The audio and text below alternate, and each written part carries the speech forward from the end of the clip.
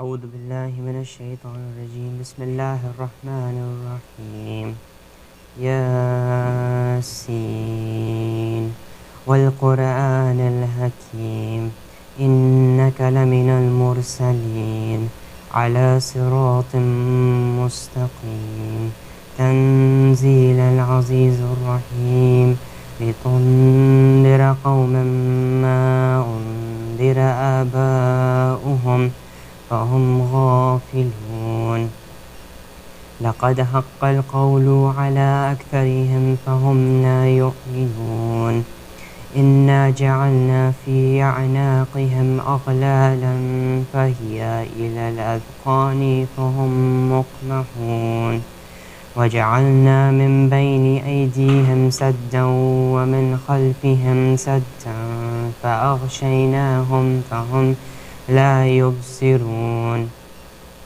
وسواء عليهم أأنذرتهم أم لم تنذرهم لا يؤمنون.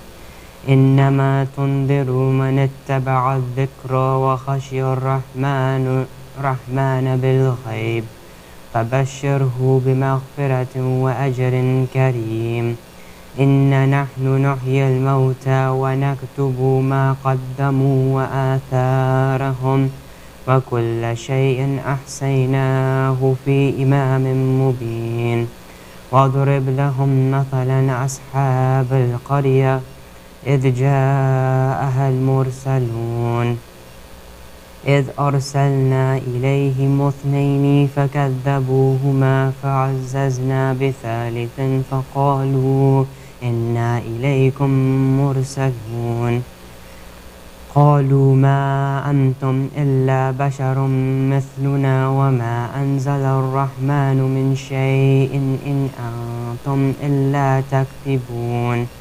قالوا ربنا يعلم إنا إليكم لمرسلون وما علينا إلا البلاغ المبين.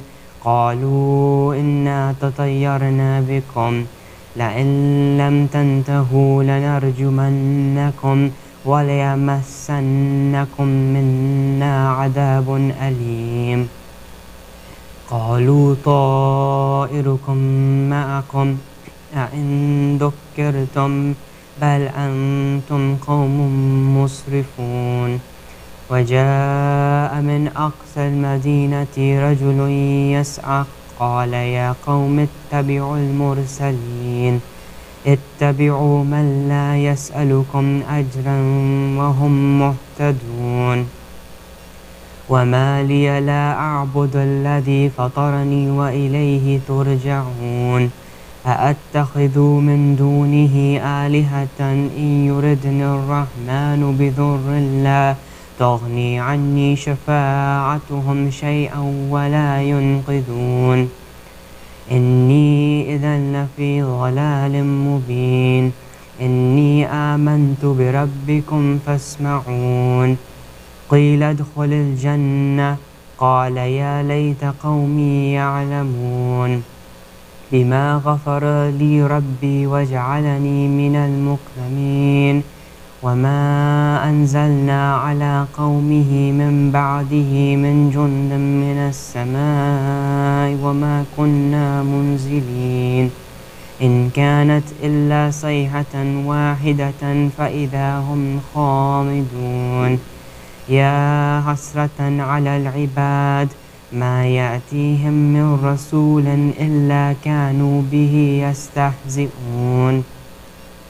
ألم يروا كم أهلكنا قبلهم من القرون أنهم إليهم لا يرجعون. وإن كل لما جميع لدينا محضرون. وآية لهم الأرض الميتة أحييناها وأخرجنا منها حبا فمنه يأكلون. وجعلنا فيها جنات من نخيل وأعناب وفجرنا فيها من العيون ليأكلوا من ثمره وما عملته أيديهم أفلا يشكرون. سبحان الذي خلق الأزواج كلها مما تنبت الأرض ومن أنفسهم ومما لا يعلمون وآية لهم الليل نسلخ منه النهار فإذا هم مظلمون والشمس تجري لمستقر لها ذلك تقدير العزيز العليم والقمر قدرناه منازل حتى عاد كالعرجون القديم لا الشمس ينبغي لها أن تدرك القمر ولا الليل سابق النهار وكل في فلك يسبحون وآية لهم أنا حملنا ذريتهم في الفلك المشحون وخلقنا لهم من مثله ما يركبون وإن نشأ نغرقهم فلا صريخ لهم ولا هم ينقذون إلا رحمة منا ومتاعا إلى حين وإذا قيل لهم اتقوا ما بين أيديكم وما خلفكم لعلكم ترحمون وما تأتيهم من آية من آيات ربهم إلا كانوا عنها معرضين وإذا قيل لهم أنفقوا مما رزقكم الله قال الذين كفروا للذين آمنوا أنطعم من لو يشاء الله أطعمه إن أنتم إلا في ضلال مبين ويقولون متى هذا الوعد إن كنتم صادقين ما ينظرون إلا صيحة واحدة تأخذهم وهم يخصمون فلا يستطيعون توصية ولا إلى أهلهم يرجعون ونفخ في الصور فإذا هم من الأجداث إلى ربهم ينسلون قالوا يا ويلنا من بعثنا من مرقدنا هذا ما وعد الرحمن وصدق المرسلون إن كانت إلا صيحة واحدة فإذا هم جميع لدينا محضرون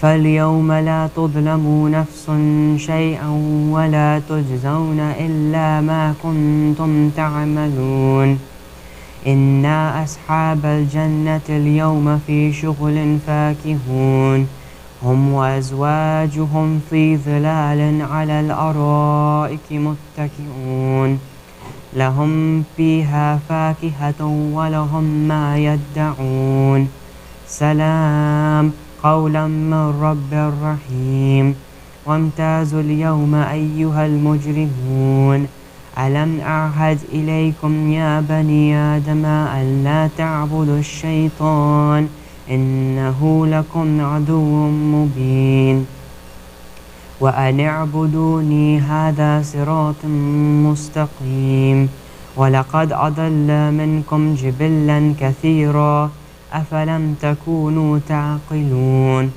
هذه جهنم التي كنتم توعدون اصلوها اليوم بما كنتم تكفرون اليوم نختم على أفواههم وتكلمنا أيديهم وتشهد أرجلهم بما كانوا يكسبون ولو نشاء لطمسنا على أعينهم فاستبقوا الصراط فأنى يبصرون ولو نشاء لمسخناهم على مكانتهم فما استطاعوا مضيا ولا يرجعون ومن نعمره ننكسه في الخلق أفلا يعقلون وما علمناه الشعر وما ينبغي له إن هو إلا ذكر وقرآن مبين لينذر من كان حيا ويحق القول على الكافرين أولم يروا أنا خلقنا لهم مما عملت أيدينا أنعاما فهم لها مالكون وذللناها لهم فمنها ركوبهم ومنها يأكلون ولهم فيها منافع ومشارب أفلا يشكرون واتخذوا من دون الله آلهة لعلهم ينصرون لا يستطيعون نصرهم وهم لهم جند محضرون فلا يحزنك قولهم إنا نعلم ما يسرون وما يعلنون أولم ير الإنسان أنا خلقناه من نطفة فإذا هو خصيم مبين وضرب لنا مثلا ونسي خلقه قال من يحيي العظام وهي رميم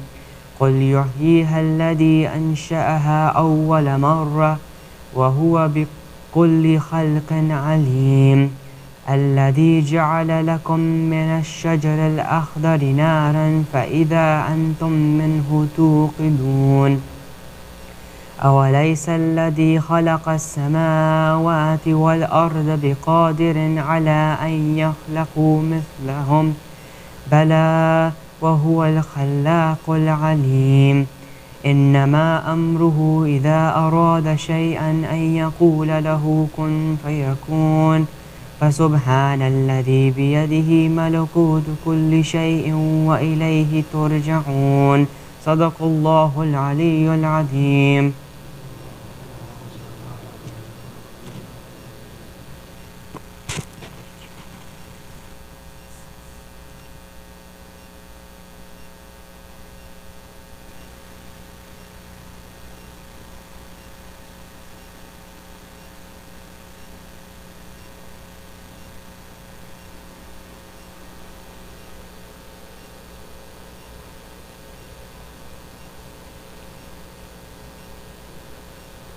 أعوذ بالله من الشيطان الرجيم. بسم الله الرحمن الرحيم. اللهم صل على محمد وآل محمد. اللهم إني أسألك برحمتك التي وسعت كل شيء وبقوتك التي قهرت بها كل شيء وخضع لها كل شيء وذل لها كل شيء وبجبروتك التي غلبت بها كل شيء وبعزتك التي لا يقوم لها شيء وبعظمتك التي ملأت كل شيء وبسلطانك الذي على كل شيء وبوجهك الباقي بعد فناء كل شيء وبأسمائك التي ملأت أركان كل شيء وبعلمك الذي أحاط بكل شيء وبنور وجهك الذي أضاء له كل شيء يا نور يا قدوس يا أول الأولين ويا آخر الآخرين. اللهم اغفر لي الذنوب التي تحتق العصم. اللهم اغفر لي الذنوب التي تنزل النقم. اللهم اغفر لي الذنوب التي تغير النعم. اللهم اغفر لي الذنوب التي تحبس الدعاء. اللهم اغفر لي الذنوب التي تقطع الرجاء. اللهم اغفر لي الذنوب التي تنزل البلاء. اللهم اغفر لي كل ذنب أذنبته وكل خطيئة أخطأتها. اللهم إني أتقرب إليك بذكرك وأستشفع بك إلى نفسك وأسألك بجودك أن تدنيني من قربك وأن توزعني شكرك وأن تلهمني ذكرك. اللهم إني أسألك سؤال خاضع متذلل خاشع أن تسامحني وترحمني وتجعلني بقسمك راضيا قانعا وفي جميع الأحوال متواضعا. اللهم واسألك سؤال من اشتدت فاقته وأنزل بك عند الشدائد حاجته وعظم فيما عندك رغبته. اللهم عظم سلطانك وعلى مكانك وخفي مكرك وظهر أمرك وغلب قهرك وجرت قدرتك ولا يمكن الفرار من حكومتك. اللهم لا أجد لذنوبي غافرا ولا لقبائحي ساترا ولا لشيء من عملي القبيح بالحسن مبدلا خيرك. لا إله إلا أنت سبحانك وبحمدك. ظلمت نفسي وتجرأت بجهلي وسكنت إلى قديم ذكرك لي ومنك علي. اللهم مولاي كم من قبيح سترت وكم من فادح من البلاء يقلت وكم من إثار وقيت وكم من مكروه دفعت وكم من ثناء جميل لست أهلا له نشرت. اللهم عظم بلائي وأفرت بي سوء حالي وقصرت بي أعمالي وقعدت بي أغلالي وحبسني النفع بعد آمالي وخدعتني الدنيا بغرورها ونفسي بجنايتها ومثالي. يا سيدي فأسألك بعزتك أن لا يحجب عن دعائي سوء عملي وفعالي ولا تفضحني بخفي ما اطلعت عليه من سري ولا تعجلني بالعقوبة على ما عملته بخلواتي من سوء فعلي وإساءتي ودوام تفريطي وجهالتي وكثرة شهواتي وغفلتي. وكن اللهم بعزتك لي في كل الأحوال رؤوفا وعلي في جميع الأمور يتوفا. إلهي وربي من لي غيرك أسأله كشف ضري والنظر في أمري. إلهي ومولاي أجريت علي حكما اتبعت فيه هوى نفسي ولم أحترس فيه من تزيين عدوي فغرني بما أحوى وأسعده على ذلك القضاء فتجاوزت بما جرى علي من ذلك بعض حدودك وخالفت بعض أوامرك فلك الحجة علي في جميع ذلك ولا حجة لي فيما جرى علي في قضاءك وألزمني حكمك وبلاؤك. وقد أتيتك يا إلهي بعد تقصيري وإسرافي على نفسي معتذرا نادما منكسرا مستقيلا مستغفرا منيبا مقرا مذعنا معترفا لا أجد أفرا مما كان مني ولا مفزعا أتوجه إليه في أمري غير قبولك عذري وإدخالك إياي في سعة من رحمتك. اللهم فاقبل عذري وارحم شدة ضري وفكني من شد وثاقي. يا رب ارحم ضعف بدني ورقة جلدي ودقة عظمي. يا من بدأ خلقي وذكري وتربيتي وبري وتغذيتي حبني لابتداء كرمك وسالف برك بي.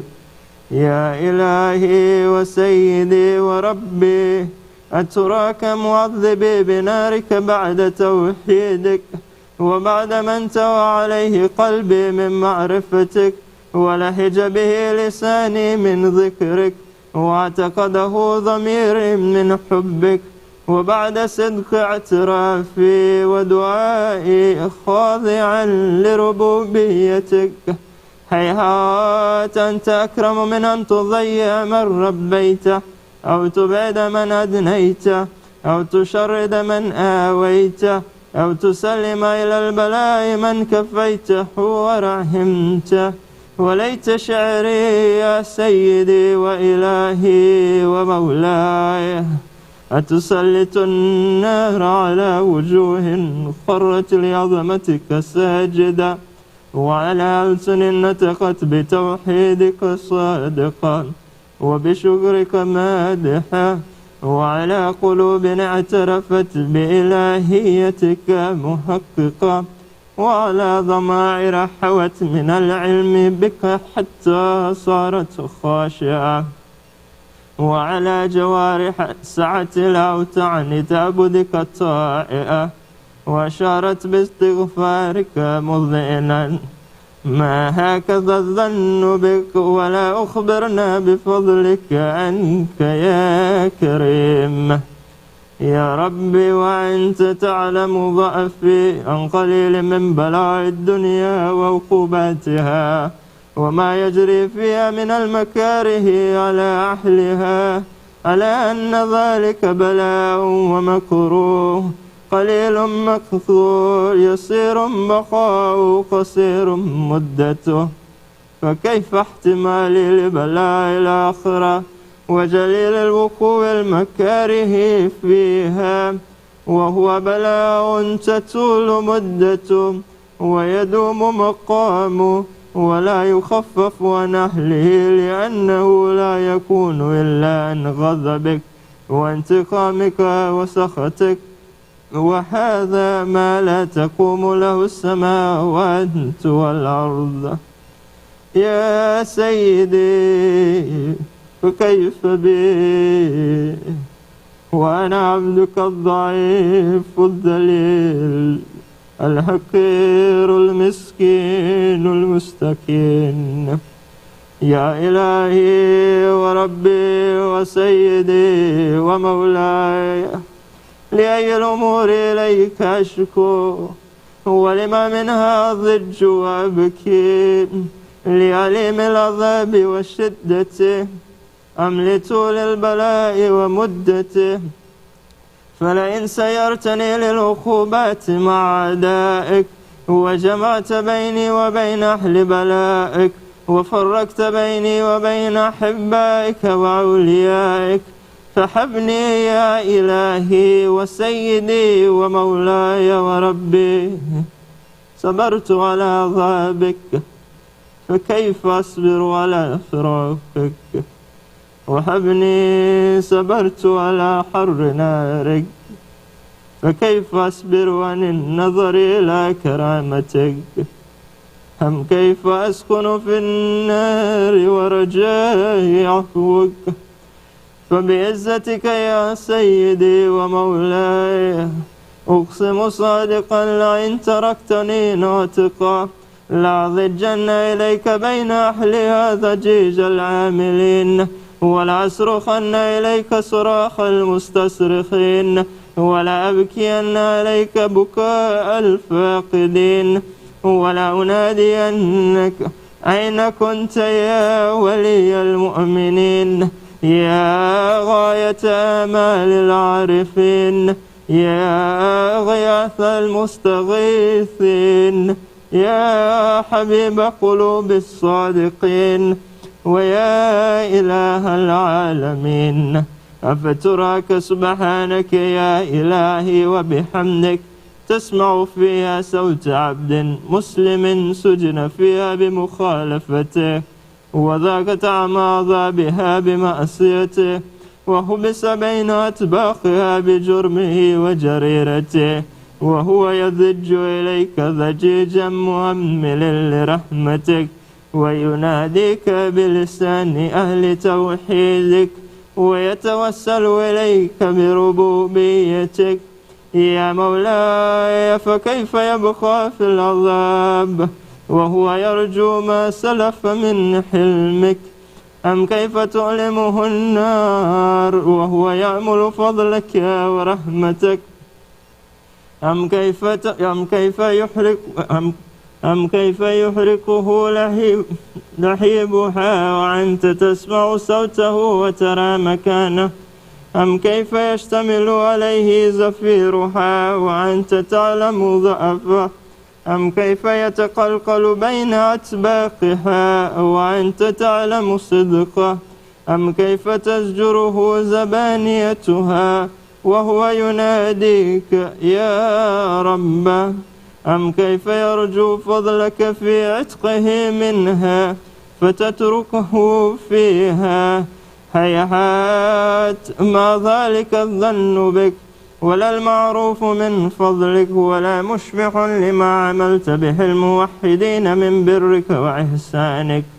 فباليقين أقتوا لولا ما حكمت به من تعذيب جاهدك وقضيت به من إخلاد معاندك لجعلت النار كلها بردا وسلاما وما كان لأحد فيها مقرا ولا مقاما. لكنك تقدست أسماؤك أقسمت أن تملأها من الكافرين من الجنة والناس أجمعين وأن تخلد فيها المعاندين وأن تجل ثناؤك قلت مبتدئا وتتولت بالإنعام متكرما. أفمن كان مؤمنا كمن كان فاسقا لا يستعون. إلهي وسيدي فأسألك بالقدرة التي قدرتها وبالقضية التي حتمتها وحكمتها وغلبت من عليه أجريتها أن تهب لي في هذه الليلة وفي هذه الساعة كل جرم أجرمته وكل ذنب أذنبته وكل قبيح أسررته وكل جهل عملته كتمته أو أعلنته أخفيته أو أظهرته وكل سيئة أمرت بإثباتها الكرام الكاتبين الذين وكلتهم بحفظ ما يكون مني وجعلتهم شهودا علي مع جواره وكنت أنت الرقيب علي من ورائهم والشاهد لما خفي عنهم وبرحمتك أخفيت وبفضلك سترت وأن توفر حظي من كل خير تنزله أو إحسان تفضله أو بر تنشره أو رزق تبسطه أو ذنب تغفره أو خطأ تستره. يا ربي يا ربي يا رب يا إلهي وسيدي ومولاي ومالك رقي يا من بيده ناصيتي يا عليما بضري ومسكنتي يا خبيرا بفقري وفاقتي. يا ربي يا ربي يا رب أسألك بحقك وقدسك وعظم صفاتك وأسمائك أن تجعل أوقاتي من الليل والنهار بذكرك معمورة وبخدمتك موصولة وأعمالي عندك مقبولة حتى تكون أعمالي وأورادي كلها وردا واحدا وحالي في خدمتك سرمدا. يا سيدي يا من عليه معولي يا من إليه شكوت أحوالي يا رب يا رب يا رب قوي على خدمتك جوارحي واشدد على العظيمة جوانحي وحبلي الجد في خشيتك والدوام في الاتصال بخدمتك حتى أسرح إليك في ميادين السابقين وأسرع إليك في المبادرين وأشتاق إلى قربك في المشتاقين وأدنو منك ظنو المخلصين وأخافك مخافة الموقنين واجتمع في جوارك مع المؤمنين. اللهم ومن أرادني بسوء فأرد ومن كادني فكد واجعلني من أحسن عبيدك نصيبا عندك وأقربهم منزلة منك وأخصهم زلفة لديك فإنه لا ينال ذلك إلا بفضلك وجد لي بجودك وعطف علي بمجدك واحفظني برحمتك واجعل لساني بذكرك لحجا وقلبي بحبك متيما ومن علي بحسن إجابتك وعقلني أثرتي واغفر زلتي فإنك قضيت على عبادك بعبادتك وأمرتهم بدعائك وضمنت لهم الإجابة فإليك يا رب نسبت وجهي وإليك يا رب مددت يدي فبعزتك استجب لي دعائي وبلغني مناي ولا تقطع من فضلك رجائي واكفني شر الجن والإنس من أعدائي يا سريع الرضا اغفر لمن لا يملك إلا الدعاء فإنك فعال لما تشاء يا من اسمه دواء وذكره شفاء وطاعته غنى ارحم من رأس ماله الرجاء وسلاحهم البكاء يا سابغ النعم يا دافع النقم يا نور المستوحشين في الظلم يا عالما لا يعلم صل على محمد وآل محمد وافعل به ما أنت أحلو وصلى الله على رسوله والأئمة الميامين من آله وسلم تسليما كثيرا.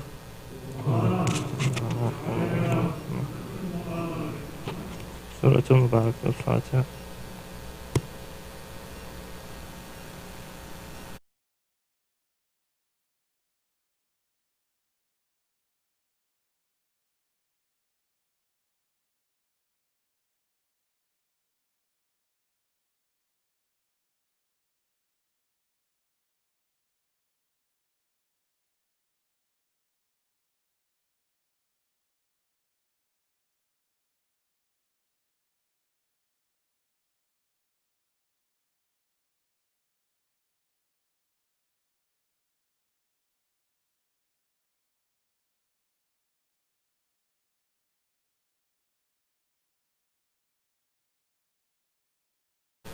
محمد وآل محمد صلوات اللهم صل على محمد وآل محمد. लाशे पे ज़ैनब रोके पुकारी भैया हमारा कोई नहीं खाई में जले और सज्जाद के दी कफनी तुम्हारा कोई नहीं। लाशे पे ज़ैनब रोके पुकारी भैया हमारा कोई नहीं। देखो ए बाई में ज़हरा की जाई लाशे पे आई हूँ बेपर्दा होकर मारा गया है अब्बास गाजी कासिम दुल्हारा कोई नहीं। लाशे पे ज़ैनब रोके पुकारी भैया हमारा कोई नहीं। بے کس یتیموں کا قافلہ بھائی، تو ہی بتا دے کہاں لے کے جاؤں، لاشیں سنبھالو یا کنبے کو دیکھوں، غم کا کنارہ کوئی نہیں، لاشیں پہ زینب رو کے پکاری، بھیا ہمارا کوئی نہیں، ویرا ہے خیمے خالی ہے جھولا، تشنا سکینہ کے کس کو دیکھوں، گر کر ہوئی چھوڑ بے آس بیٹی، اب تو سہارا کوئی نہیں، لاشیں پہ زینب رو کے پکاری، بھیا ہمارا کوئی نہیں، کریل جواں کی میت ہے آئی، کہتی ہے لیلا اے میرے اکبر، کس کی نظر تم کو کھا گئی ہے، میرا سہارا کوئی نہیں، لاشیں پہ زینب رو کے پکاری، بھیا ہمارا کوئی نہیں، بولی رو کے زہرا کی جائی، کرب و بلا میں گر لٹ گیا ہے، مارا گیا ہے اب میرا بھائی، وارث ہمارا کوئی نہیں، لاشیں پہ زینب رو کے پکاری، بھیا ہمارا کوئی نہیں، بولی اے زینب اونو محمد، اٹھو اے پیارو آئی ہے مادر، باتیں تو کر لو بولو اے پیارو، غم کا کنارہ کوئی نہیں، لاشیں پہ زینب رو کے پکاری، بھیا ہمارا کوئی نہیں، غم کی کہانی کس کو سناؤں، بھیا ہمارا تم بھی چل لے، سجاد بیمار ہم ہے قیدی، وارث ہمارا کوئی نہیں، لاشیں پہ زینب رو کے پکاری، بھیا ہمارا کوئی نہیں،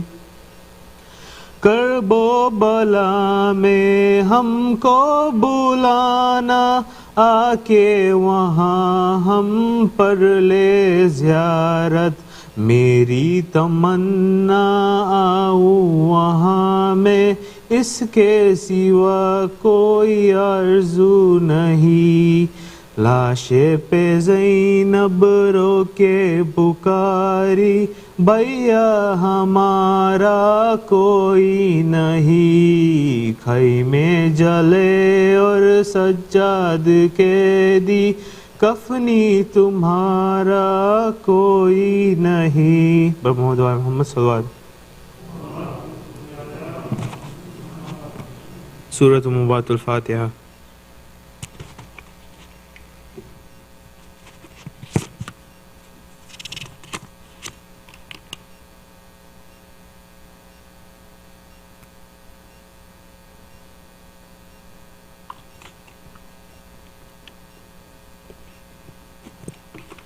Bismillah ar-Rahman ar-Rahim.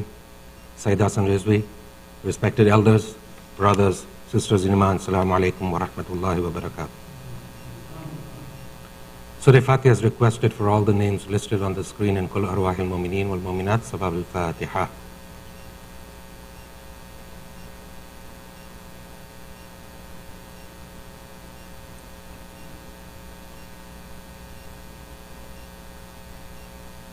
Ayat Yujibun is requested for all the names listed on the screen and whoever is in need of it here and elsewhere.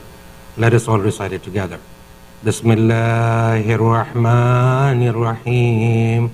Amman yujibul mustarra idha da'ahu wa yakshifu as-su'. Amman yujibul mustarra idha da'ahu wa yakshifu as-su'.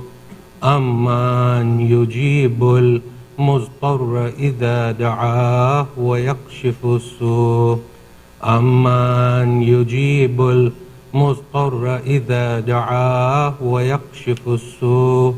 Amman yujibul mustarra idha da'ahu wa yakshifu as-su'. Allahumma salli ala Muhammad wa ali Muhammad. Below are a few words from the family members of the marhum that we would like to share. Fathers are someone to look up to, someone to follow, someone to admire, and most importantly, someone with whom we can share everything this life has to offer. Today, we have lost this great father of ours. However, his legacy lives on. His legacy lives on in his contribution to our community, friends, and beloved family members.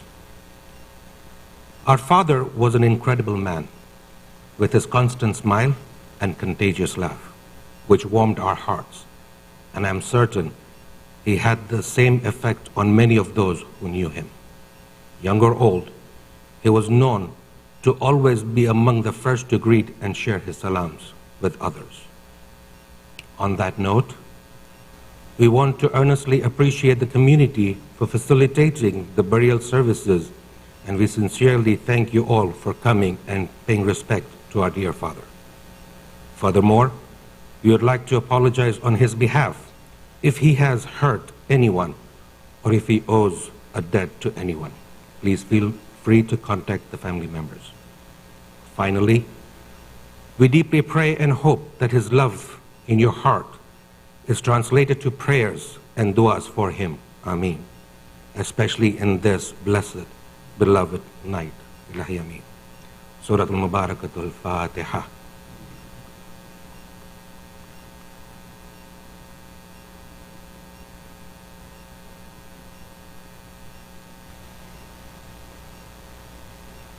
Now let us invite Sayyid to come forward and recite tonight's majlis. Per Muhammadin wa ali Muhammad salawat.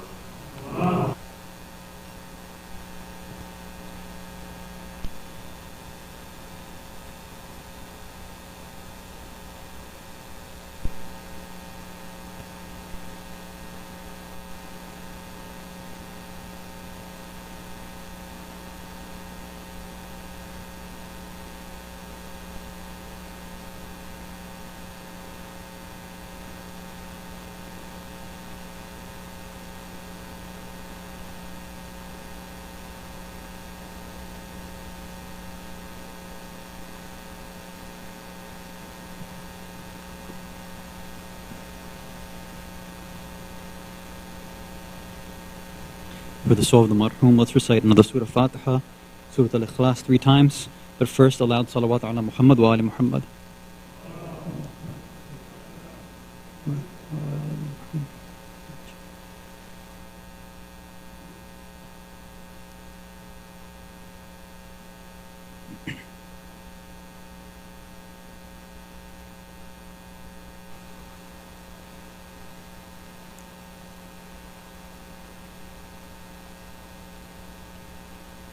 أعوذ بالله السميع العليم من الشيطان اللعين الرجيم. بسم الله الرحمن الرحيم وبه نستعين.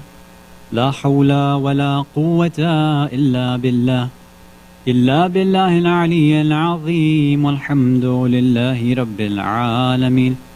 والصلاة والسلام على أهل بيته الطيبين الطاهرين المعصومين المظلومين وسيد المرسلين والشفيع المذنبين ورحمة للعالمين سيدنا ومولانا أبي القاسم المصطفى محمد.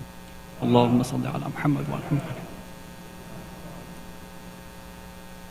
ولعنة الله على أعدائهم أجمعين من الأولين والآخرين إلى قيام يوم الدين أما بعد. One more salawat ala Muhammad wa ali Muhammad. Allahumma salli ala Muhammad wa ali Muhammad. Mu'mineen, mu'minat, brothers and sisters in Islam and Iman, salamun alaykum wa rahmatullahi wa barakatuh. We're going to continue our discussion on the topic of Imam al-Mahdi, Ajjallahu ta'ala faraju sharif, and some of the objections, misconceptions, and issues surrounding our belief in him. Just to go through, there was two Slido questions that had come after last Thursday, and they were both regarding the Kahoot session. So those who were parked outside, they were able to take part in it on time. But because on YouTube and anybody watching at home, there was a slight delay, so they weren't able to participate. So what we're going to do, inshallah, not for tonight obviously, tonight we'll be ending with the Dhikr Musibat and Gham Bayan in honor of the marhum. But for, inshallah, Saturday and then the sessions afterwards, we'll turn off the timer and we'll just wait for the proper amount of participants to take part in the quiz, inshallah, before we move on to the next question. What we've talked about so far is that our belief in the 12th Imam is both a universal idea and it's also unique. Universal because many other people, we'd say all humans have some sort of hope and desire for a savior for mankind. But at the same time, we followers of the Ahlul Bayt, we have a unique understanding of this person, of this savior, of the one who's going to come and move civilization forward. Because we have unique views, we have a unique perspective, naturally there's going to be unique objections and criticisms that only us as followers of Ahlul Bayt that we'll have to deal with. Last week we started going one by one and mentioning some of those issues and objections. We also talked about what are the sources, the various different sources for why people object to our belief in the 12th Imam in the first place. Even some of us as Shias, sometimes we don't understand and we also don't believe in this concept of Mahdawiyah. One source was a rational or intellectual problem. He said, look, this belief in the 12th Imam just doesn't make sense, it's not logical. And that's one of the things that we'll try to address tonight, inshallah, is his longevity, is his long life, is that rational and reasonable? The second source was a spiritual psychological issue. A lot of people, because of a lack of iman, a lack of faith, a feeling of despair, and when they look out in the world and they see that, it doesn't seem like things are going very well in the world, and we still haven't seen the Imam. So they lose hope in the fact that there's going to be a savior for mankind. And the third source is primarily amongst Shias themselves. And it's that all the discussions around the 12th Imam, specifically the ideas about the signs, the zuhur, what's going to happen before his reappearance, the signs of like something, sky's going to change color, or this person's going to be here in this country and wars will take place here, all the signs that we end up hearing. A lot of us believe the signs took place, yet we still don't have an Imam. So because of our misconceptions and sometimes our ignorance about these signs and about the belief in Mahdawiyah, we end up losing faith in that. Because we think that we have a good idea of what the signs are supposed to be. Many, not just our time, but previous scholars, ulama, they also believe that, look, all the signs took place, the Imam's not here, something's wrong. So either this idea of the 12th Imam is fake, na'udhu billah, or our understanding of his reappearance and of the signs, that needs correction. And inshallah, that's one of the topics that we'll be dealing with in the future. But tonight, as we said, what we're going to talk about is the first objection. How is it possible for a human being to live that long? Over 1,100 years. Now, depending on whether we measure it through Hijri calendar or the solar calendar, they say his lifespan right now should be between 1,150 years old or 1,187 years old. Doesn't matter what number you pick. It's far-fetched. It's what many people say, it's impossible. How can you believe in such an impossible thing? This idea alone, just the fact that he's alive this long, means that your belief doesn't make sense. So this is the first idea that we want to talk about tonight. Is it actually impossible for a human being to survive this long? Please recite a salawat ala Muhammad wa ali Muhammad.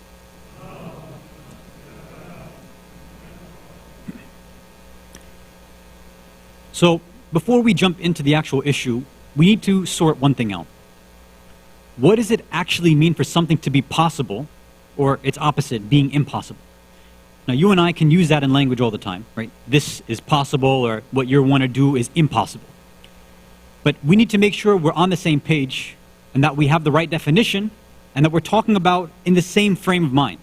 Otherwise, the discussion is not going to make any sense. When we think about it like that, then the word possible or impossible becomes relative. I mean, think about it. When, let's say, you lift up something heavy or move something heavy in front of a child. Now, from a child's point of view, even something like lifting, a gallon of milk, right? Even that is like, wow, that's impossible. It's so heavy. How could you do something like that? For their frame of mind, it doesn't make any sense. How could somebody do something like that? But of course, it's just differences in strength. It's not actually impossible for a human to lift that up, but for a child, yes, that would be impossible. For a toddler, they can't lift that much. Or if we were to think about it in terms of time, all this modern technology that we have right now, right, the fact that I can read my lecture notes off my lap, that we can all use these screens, that we have projectors outside with screens there, people can watch these from the comfort of their homes. If I say something wrong, you can Google it in a second, probably get the answer, right? All of this stuff is available at our fingertips, instant answers. If you were to mention this same thing, I don't know how many years ago, maybe, 100 years ago, probably even less than that, people would think that, no, having this kind of technology is impossible, it's not going to happen, right? It's ridiculous. So time, place, frame of mind, being impossible is not some objective standard. There's factors that can change it to make something slightly more possible or slightly less possible. There's 3 specific realms that we have to look at to figure out whether something can be possible or not. The first type is when we talk about practical impossibility. That's the normal way that you and I would use it in conversation, right? When we say that this thing is, what you're talking about is impossible, what we really mean is that it's abnormal, it's exceptional, it's extraordinary. It's unreasonable, but it can be done, but we just won't believe that. Why? Because we probably have never experienced it. You and I have never done it ourselves, we've never seen it ourselves, and we don't imagine that any person could actually do this thing or create this thing. So, a simple example. So, I don't know, for how many months I've been going on and on about eating healthier diets, right? Now, most people, when they come to me, and they'll say, they'll ask about keto, what is it, why are you doing it, it's a waste, why do you hate your life, they say these kind of things. I say, how can you cut out all sugar? Right? Forget the carb part. I said, what about sugar? How can you completely remove sugar from your diet? And they'll say, that's impossible. Nobody could do something like that. Well, obviously it's not impossible, because me and plenty of other people around the world have cut down their diets. They've changed it and opted for a more healthier diet. Now, when we use the word impossible, we don't actually mean that no one can do it. We just mean that, look, given reasonable circumstances, the majority of people, because of various reasons, factors, and elements, they can't do it. Or they don't want to do it. They don't have the willpower. They don't have the ability. They just don't have the intention, so they're not going to bother engaging in it, right? Or going back to the technology one. If I said, okay, you know what? All of us should go on a technology cleanse, and for even one weekend, don't use any piece of technology. No smartphone, not even internet, turn off your TV, all of that. How many of us would actually be able to do that? Yes, we know that there are some random individuals who are like off the grid and they can do that. But for most of us, that seems like it's impossible because we are so addicted and we're so used to it. So the way that we talk about impossibility normally is what? We're just saying, given the certain circumstances, the current circumstances right now, the way things are in my life, or the way things are in society, it's probably not going to happen, right? There's a very small chance of it happening. So we don't actually mean that it's never going to happen, but in all likelihood, it probably won't happen. In terms of, let's say, our endeavors, this usually is used when we don't have the technology at this point to do it. We don't have the tools or the equipment. So scientifically speaking, we've traveled to the moon. Right? They've sent rovers to Mars and to other places. Right now, if you ask a scientist, they'll say, look, right now we can't send anybody to, let's say, Saturn or Venus or deep space. We can't do anything like that, but it's not impossible. We can definitely do it. We just don't have the technology right now. It's being developed, and maybe a few years down the line, 10, 20 years, we'll have the tech, and then we can go and explore a little bit more. So it's practically, we can't really do it now, right? But it's there. We can, eventually we will be able to get to it. It's not that far-fetched. But that brings us to the second type of impossibility, which is scientific impossibility. Please recite a salawat ala Muhammad wa ala Muhammad.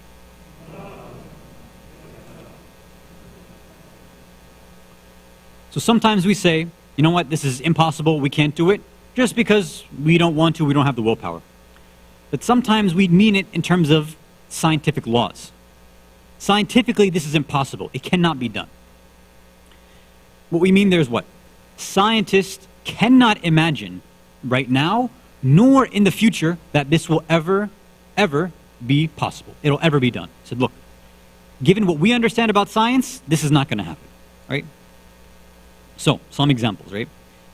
So we talked about traveling to Venus or Saturn. Scientists will say, look, we're not there yet, but eventually we'll get there, right? We can build the tech, we can foresee that.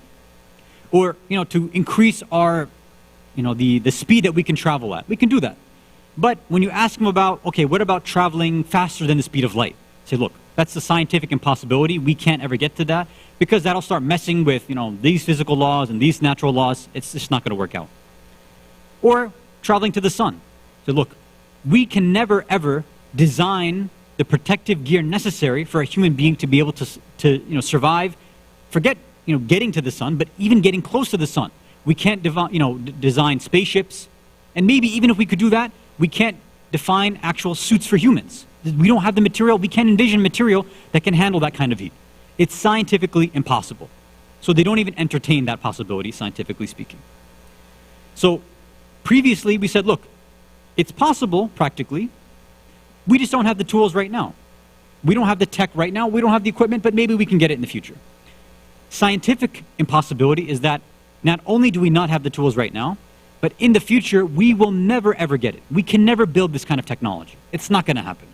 So going to the sun, going faster than the speed of light, or if you ask about time travel. Like, look, these things, you can say whatever you want. Science will not allow it because of our understanding of the universe as it is.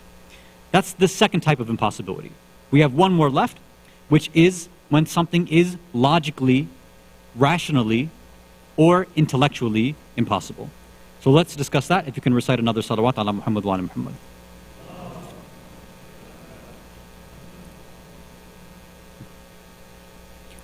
So maybe one day we'll be able to travel to Mars, right? Venus, Saturn. Okay, we can envision that. Scientifically, we say we can't get to the sun. We can't go to, let's say, the deepest parts of the Earth's core, or even the deepest parts of the ocean. We can't handle it. But what about if we look from a different perspective? Is there anything logically that tells us that those things are impossible? That our logic, our rationale, our intellect says you can't do it no matter what? Not exactly. But there are other things that no matter what scenario exists, no matter what planet we're on, no matter what dimension we're in, no matter what kind of improvements and progress we see in technology, logically, it will never, ever happen. It's never happened before, it's not going to happen now, and it will never happen in the future, no matter what. This is what it means to be logically impossible. Examples. Can 2 plus 2 ever equal 5? No, it's not going to happen. Right? The way that we understand mathematical definitions, 2 plus 2 will be 4, and that's how it's always going to be. It'll never change. Although some postmodernists want to change that idea, unfortunately. Having a 4-sided triangle. Can anybody say, oh, you know what, a couple years down the line, maybe we can make a 4-sided triangle? No. By definition, a triangle must have 3 sides. So if you say a 4-sided triangle, what's the problem there? Is that it's a contradiction. Anything that violates what they call the principle of non-contradiction, or the law of non-contradiction. You have 2 things which contradict each other. They can never exist simultaneously. So 2 plus 2 will never equal 5. A triangle will always be 3-sided. It can never be anything else. You can never have, for example, a married bachelor. These things do not exist. And they can never ever exist because of the way that logic is set up, because they are contradictions. Our human reason doesn't allow it. And when we even try to think about it, our minds can't grasp it. We can't understand it. Because it violates things which are self-evident to every single human being. And we have talked about before that, unfortunately, in modern day society, people are trying to do away with even these self-evident ideas. And I'm not talking about people who, one day they identify as a boy, next day they're a girl, next day they're a cat, next day they're an attack helicopter, right? I mean, it sounds hilarious, but people are doing these kind of things right now, and they think that it's normal, that they can do things like this, right? In our own communities, I've seen this trend where apparently somebody can be an atheist Muslim, or a Muslim atheist. How is that possible? Look, if you're an atheist, that means you don't believe in God. You believe there's no evidence for God, right? Okay, fine. You want to do that? Go ahead. If you're a Muslim and you say that you believe in God, or you want to be literal, it means that you submit to God. You're a person who submits to God. So you're saying that you don't believe in God, but you submit to God. But again, because people are being very, very illogical nowadays, they want to take these contradictions and try to change society around to fall into the same sort of intellectual traps that they've fallen into.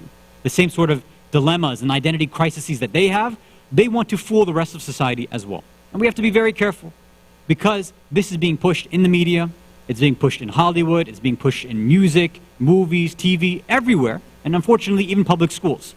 This idea that you can be whatever you want, you can do whatever you want, even if it's ridiculous. The fact that, your own belief system is more important than the objective truth. That's what society is trying to push us towards right now. So there are people who say, yeah, I can be a Muslim atheist. No, you can't do that. Just pick one, right? You want to not believe in God? Fine, be an atheist, okay.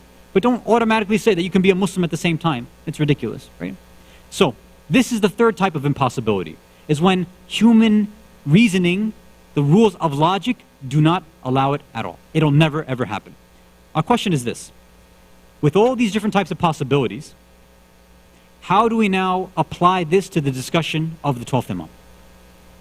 Which of these, when we apply it to the longevity, the long life of the 12th Imam, in which sense is his long life actually possible or impossible? So let's answer that. If you can recite a salawat ala Muhammad wa ala Muhammad.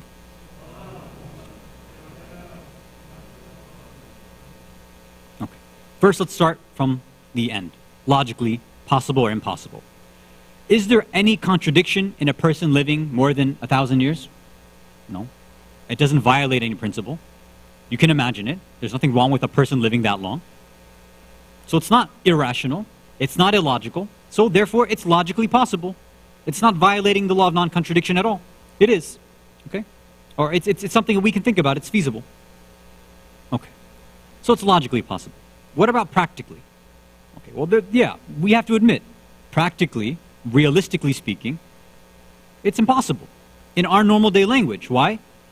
In our experience, how many times have we seen anybody live longer than, what? I think the oldest living person has been 122, right? Some French woman, I think. 122 years old. That's as much as we've had in recorded history of the longest human being in their lifespan. So realistically, practically speaking, this is, unreasonable.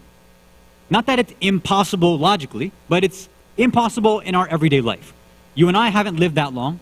We haven't met anybody that's lived that long. And we don't really have records of people living that long. So, okay, we can admit that there's no problem. We can say that it's practically impossible, but that doesn't mean that it's never going to happen. It just means that if someone were to live this long, it would be extraordinary. It would be exceptional. It would be abnormal. But that's exactly what we were trying to say too.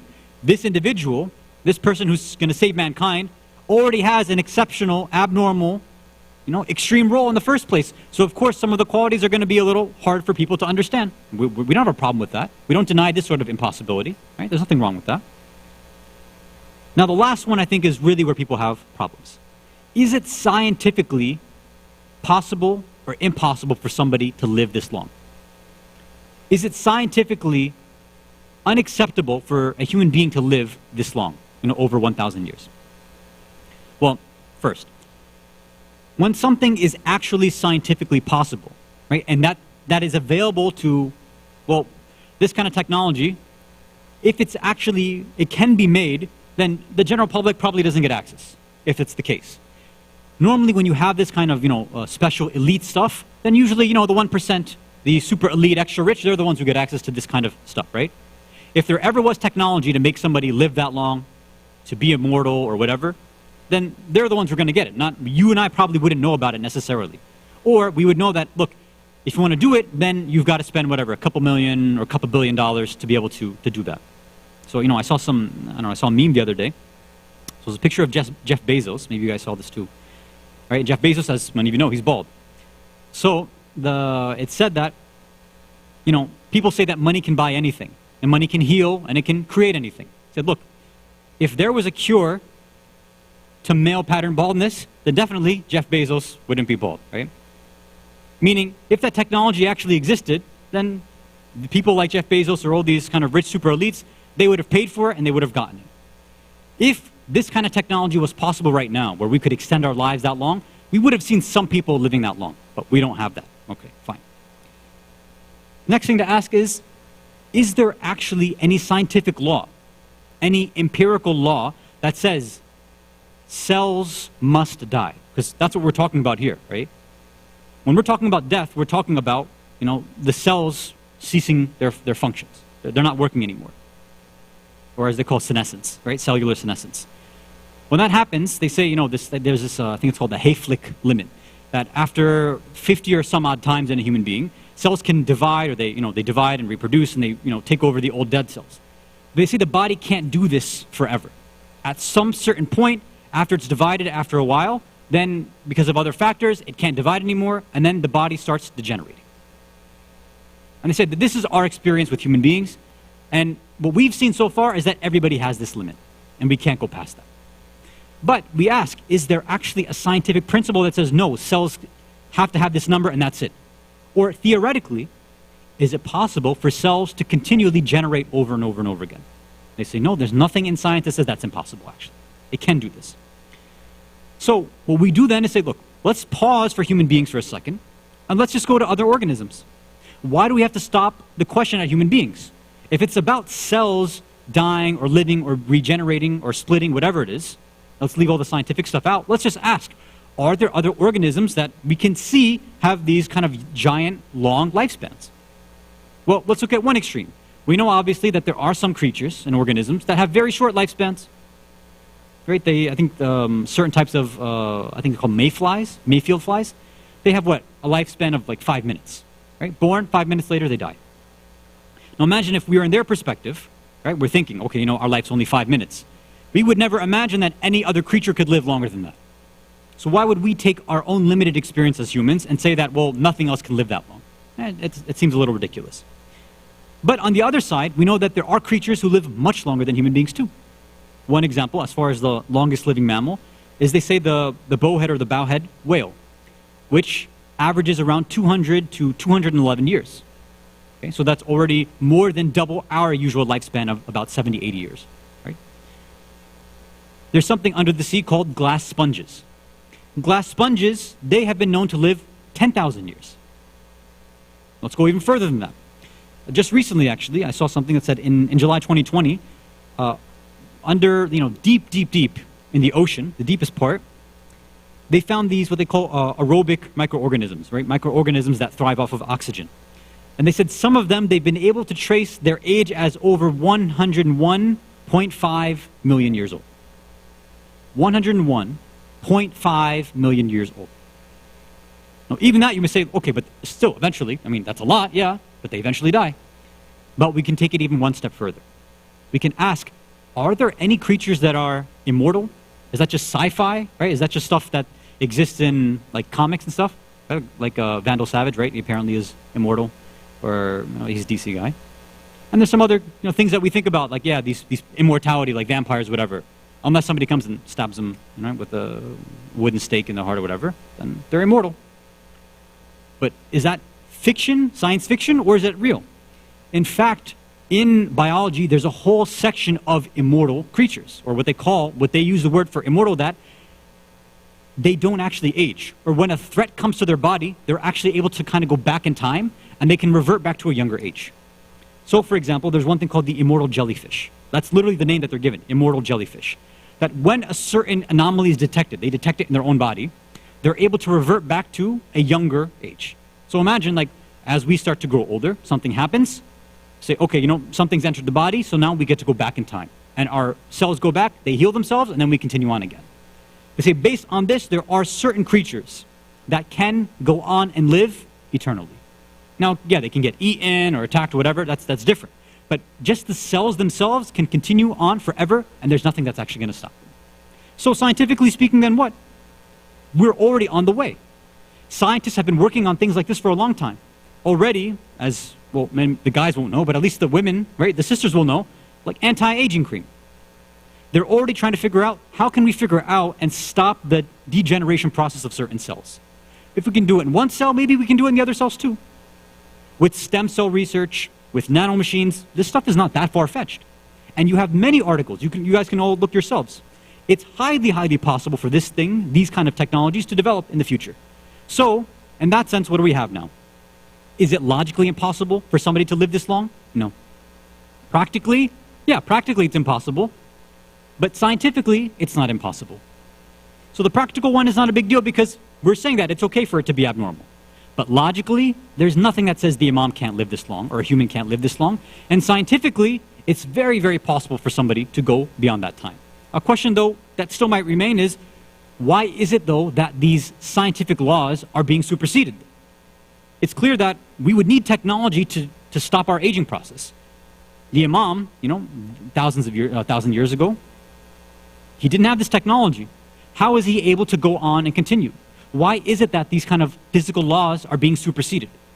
What is actually going on behind the scenes? So inshallah, in our next session, we'll dive a bit more into that, about the relationship between divine law and divine wisdom and the sort of scientific, physical, and empirical laws that we see in this world. Salawat ala Muhammad wa ala Muhammad.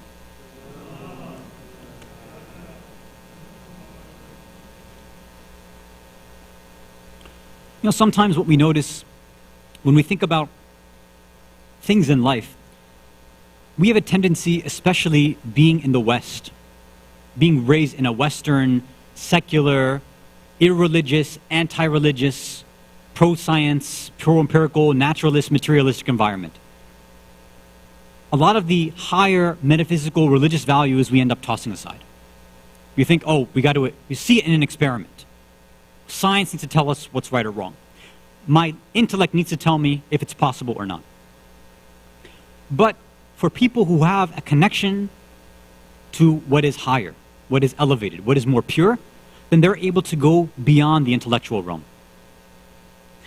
You see, things that people sometimes, when they use their intellect, when they use their brain, their logic, when they think it's impossible, those who have another faculty in their souls, they'll think that no, this is absolutely possible. And that's when these individuals have the power of love, when they have the power of ishq, when they have passion. When they have that connection, all these rational, logical, scientific things, they go down the drain. There's no meaning anymore. Any person that looks at the lives of the Ahlul Bayt, alayhimus salam, especially the lovers and followers of Imam Hussein, if they were in that same position and they were to use their aql, their logic, their reasoning, what kind of decisions would they have made? Look, there's an army of 72,000 versus us 72. We don't stand a chance. There's no scientific way this is going to work. Logically, this is impossible. Who says that the ashab were thinking with their minds? No. You see, when we become enamored, enraptured, and obsessed with somebody like Aba Abdullah, then our aql goes out the door. We don't use that. It becomes a crutch. It becomes a handicap. The urafa, the Sufis, especially those who truly understand the Ahlul Bayt, they say, look, all the other things, you want to talk about using the aql and proving this existence and that, fine. But when it comes to love of Aba Abdullah, when it comes to love of the Ahlul Bayt, our aql goes down and it's our love, it's our heart. That's what we connect to them with. And when the heart is involved, when love is involved, then what everybody else thinks is impossible becomes obligatory. It becomes mandatory. In honor of our beloved marhum, Ghulam Abbas Yusuf Nathani, let's examine the love that was displayed by Abu Fadl Abbas. You see, he's not a ma'soom by traditional standards, right? He's not one of the 14 ma'soomeen. If you were to even think of the strongest person, right, in history, even if you were to apply rational, logical principles, what he did on the day of Ashura should not have been possible. The decisions he made are not something scientifically provable. They're laughable in a sense. But that's if you look through the eyes of the intellect rather than looking through the eyes of the heart. Any person in the shoes of Abbas would never have gone out to the battlefield like that. But do you think Abbas was thinking with his mind, with his intellect? No. No, any of you who are here, you tell me, if your niece comes to you and says, Chachu, I'm thirsty, is there any water for me? You tell me you're going to tell her, sorry, it's impossible right now. My aql tells me I won't be able to get the water. There's an army of 72,000 soldiers, I won't be able to get you water. Abu Fadl Abbas doesn't blink an eye. He doesn't bat an eye. He says, Na'am, sami'na wa ata'na. I hear you and I obey. Because of his love for Sakina. How is he going to reduce and reject Sakina's love? Impossible. He gets the ijazah from Imam Hussein. He goes out into the battlefield. He goes and reaches the river Furat, past 72,000 soldiers. As he makes his way back, as one arm is cut, as another arm is cut, as he's holding the water skin in his teeth, as the arrow pierces one eye, as he becomes blinded, finally an arrow comes and pierces the water skin and the water begins to pour out. The flag of Abbas goes down. The kids, the children, Sakina and the rest are watching from the tents and they're looking. See, if they were thinking rationally as well, they'd say the flag is gone, he's never going to come back. But that love that Sakina had for Abbas said, no, my chacha is going to come back. You'll see he'll bring water for all of us. Then they see the flag go up again. They see him moving closer and closer.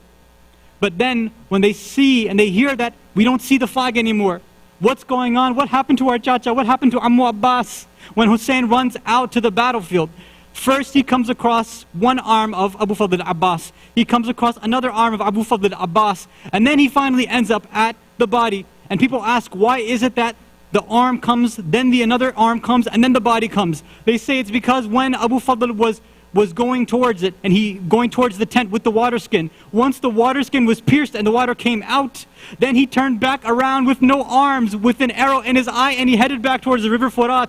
No person thinking logically, rationally, would ever have gone back. We would say, Abbas, you can't see what you're doing, how can you go back? Your arms aren't working anymore, you have nothing there, why would you go back to the river Furat? But this is the love that Abu Fadl Abbas has.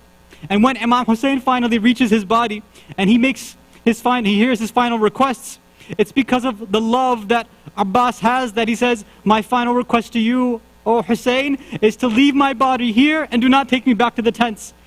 Ya Akhi, Abbas, why are you saying that to me? It's because I don't want to be ashamed in front of Sakina because I promised her that I'd bring her back. على لعنة الله على قوم الظالمين وسيعلم الذين ظلموا أي منقلب ينقلبون إنا لله وإنا إليه راجعون رضا بقضائه وتسليما لأمره. Ya Allah, by the right of Muhammad and Ali Muhammad, by the right of Abu Fadl Abbas and all of the Shuhada of Karbala, we ask you to forgive all mu'mineen, mu'minat, muslimin, muslimat, and all of our marhumin, marhumat, especially marhum Ghulam Abbas Yusuf Nathani. Ya Allah, we ask you by the right of Muhammad and Ali Muhammad and Abu Fadl Abbas to send the thawab of the majalis or the azah to the grave of our beloved marhum. And please, bless him once again with the recitation of a Fatiha, but before it, a loud salawat ala Muhammad wa ali Muhammad.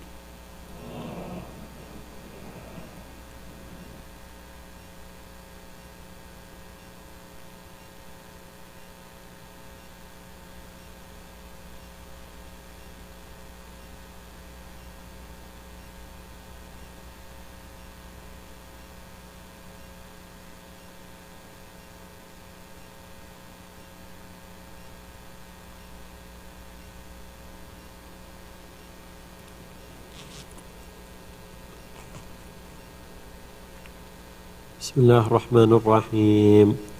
اللهم كن لوليك الحجة ابن الحسن صلواتك عليه وعلى آبائه في هذه الساعة وفي كل ساعة وليا وحافظا وقائدا وناصرا ودليلا وعينا حتى تسكنه أرضك طوعا وتمتعه فيها طويلا برحمتك يا أرحم الراحمين.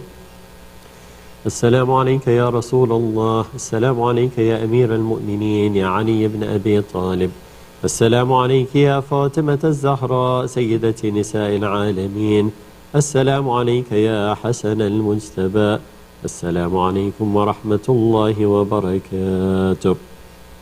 السلام عليك يا وارث آدم صفوة الله، السلام عليك يا وارث نوح النبي الله، السلام عليك يا وارث إبراهيم خليل الله، السلام عليك يا وارث موسى كليم الله، السلام عليك يا وارث عيسى روح الله، السلام عليك يا وارث محمد حبيب الله، السلام عليك يا وارث أمير المؤمنين عليه السلام ولي الله، السلام عليك يا ابن محمد المصطفى، السلام عليك يا ابن علي المرتضى، السلام عليك يا ابن فاطمة الزهراء، السلام عليك يا ابن خديجة الكبرى، السلام عليك يا ثار الله وابن ثاره والوتر الموتور، أشهد أنك قد أقمت الصلاة وآتيت الزكاة وأمرت بالمعروف ونهيت عن المنكر وأطعت الله ورسوله حتى أتاك اليقين، فلعن الله أمة قتلتك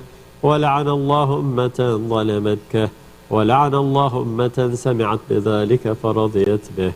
يا مولاي يا أبا عبد الله، أشهد أنك كنت نورا في الأصلاب الشامخة والأرحام المطهرة، لم تنجسك الجاهلية بأنجاسها ولم تلبسك من مدلهمات ثيابها، وأشهد أنك من دعائم الدين وأركان المؤمنين، وأشهد أنك الإمام البر التقي الرضي الزكي الهادي المهدي، وأشهد أن الأئمة من ولدك كلمة التقوى وعلام الهدى والعروة الوثقى والحجة على أهل الدنيا، وأشهد الله وملائكته وأنبياءه ورسله أني بكم مؤمن وبي بكم موقن بشراء ديني وخواتيم عملي، وقلبي لقلبكم سلم وأمري لأمركم متبع، صلوات الله عليكم وعلى أرواحكم وعلى أجسادكم وعلى أجسامكم وعلى شاهدكم وعلى غائبكم